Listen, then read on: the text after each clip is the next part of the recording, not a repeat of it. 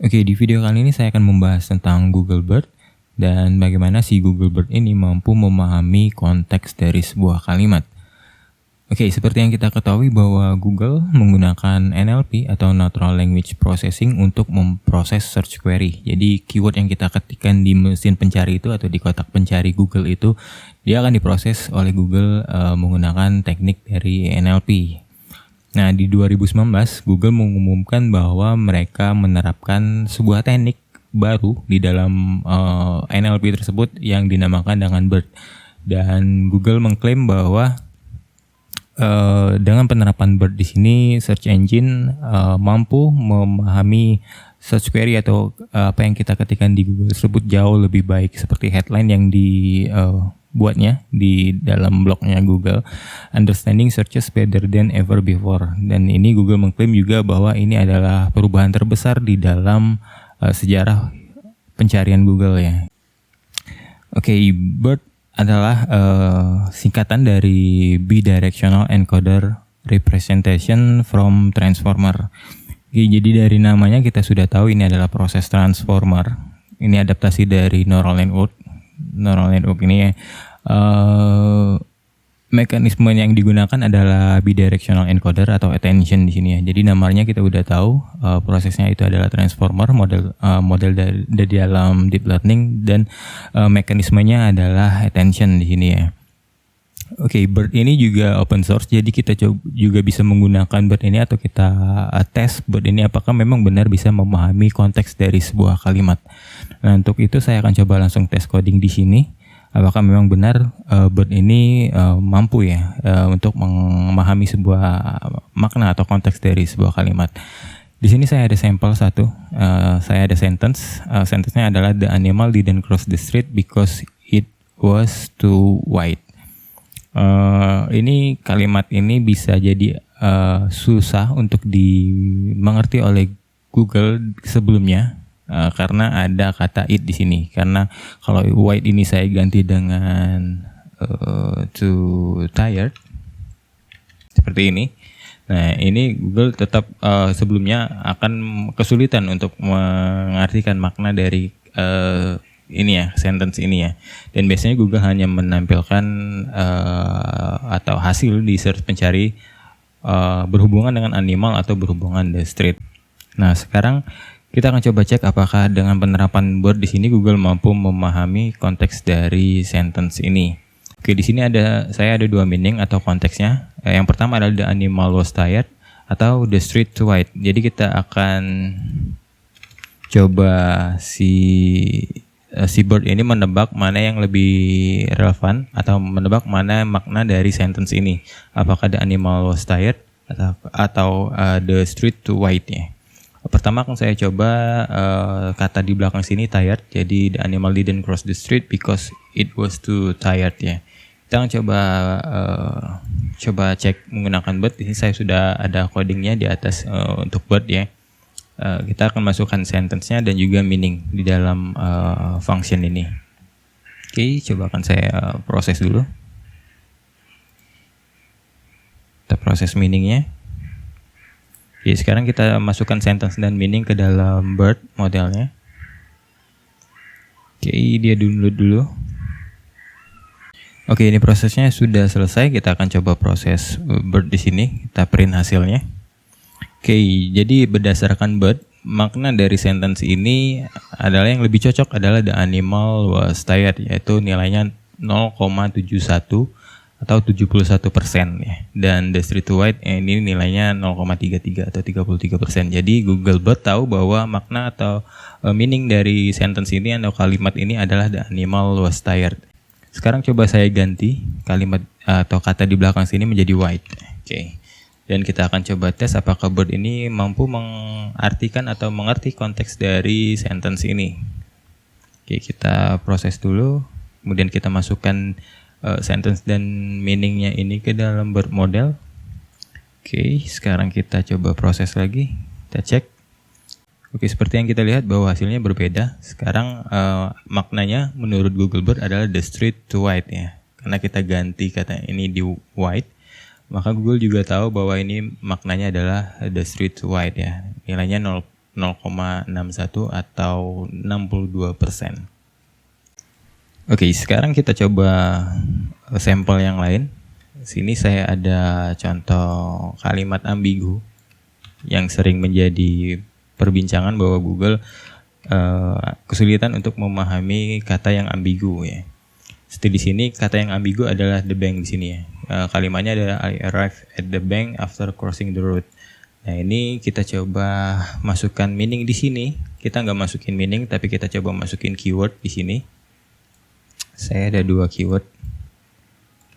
Kita akan coba cek mana menurut Bert yang lebih relevan dengan sentence ini ya. Jika ini, nah the bank di sini bisa ada 2 makna, yaitu yang berhubungan dengan institusi, the bank perusahaan, atau the bank ini artinya adalah tepian sungai ya. Jadi kalau ini the road, artinya the bank di sini adalah institusi.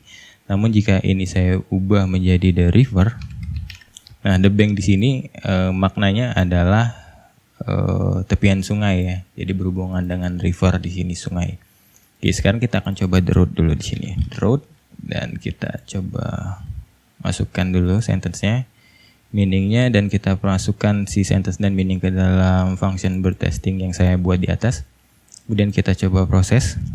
Oke, seperti yang kita tahu bahwa Bert mampu mengenali bahwa sentence ini maknanya yang lebih relevan adalah JP Morgan case. Yaitu JP Morgan case di sini adalah nama sebuah bank di Amerika, dan dia tahu bahwa the bank di sini adalah sebuah institusi, sehingga JP Morgan jauh lebih relevan dibandingkan dengan watershed di sini. Namun ini jika saya ganti menjadi river, oke, kita proses, kita masukkan lagi ke Bert-nya. Kita proses, nah ini hasilnya yang lebih relevan ada watershed, karena ini kita ganti jadi the river. The bank di sini mengartikan atau konteks the bank di sini adalah tepian sungai ya. Jadi yang lebih relevan adalah watershed di sini. Oke, jadi dari 2 pembuktian ini bahwa kita tahu bahwa memang Bert saat ini mampu dengan baik untuk menganalisa atau memahami konteks dari sebuah kalimat. Nah, pertanyaannya adalah bagaimana kita implementasikan Bert ini ke dalam kegiatan SEO kita. Oke, di sini akan coba saya gambarkan seperti ini. Oke, bentar. Di sini saya ada, misalkan di sini saya ada authority page di sini. Page ya. Ini bisa aja kita ambil dari konten di halaman pertama, atau kita ambil dari authority page yang berhubungan dengan topik yang mau kita bahas atau keyword yang mau kita targetkan. Misalkan di sini authority page atau Wikipedia page ya. Nah, di dalam sini ada kalimat-kalimat, udah pasti ya, kontennya. Nah, dari konten ini, dari konten-konten di sini kita bisa ambil atau kita bisa analisa mana yang lebih cocok. Jadi kita coba ambil dulu, kita ekstrak semuanya data-datanya. Seperti ini ya, data-datanya. Ini akan muncul keyword-keywordnya. Kita ambil keyword-keyword atau kalimat-kalimatnya. Nah, data keyword-keyword ini yang ada di authority page ini kita ekstrak dari authority page ini kita masukkan ke dalam si Bert model. Oke.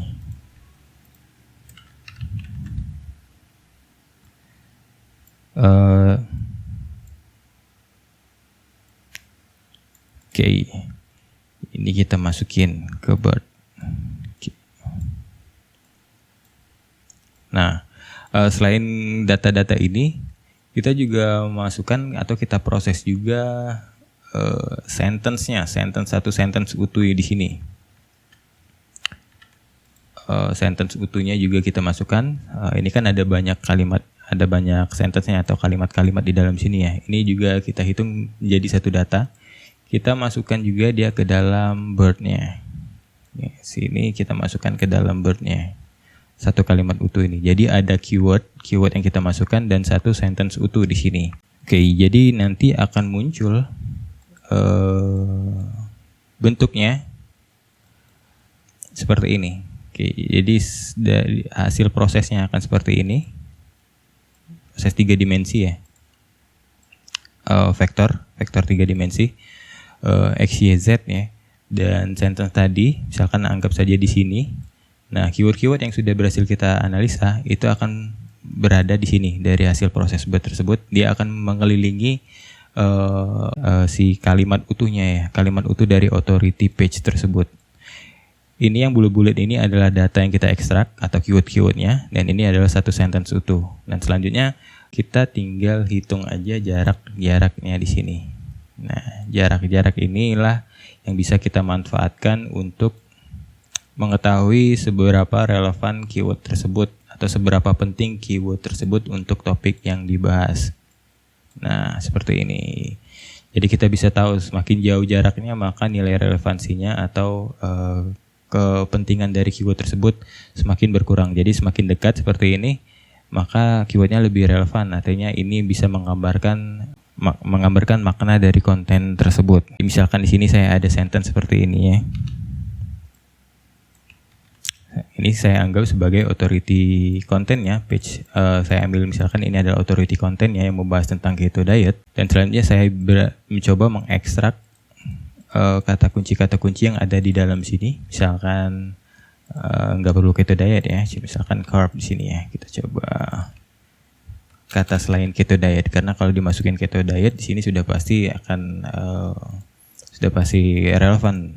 Kita coba metabolic, kita ekstrak semua data-data di dalam sini, misalkan insulin level bisa seperti ini ya.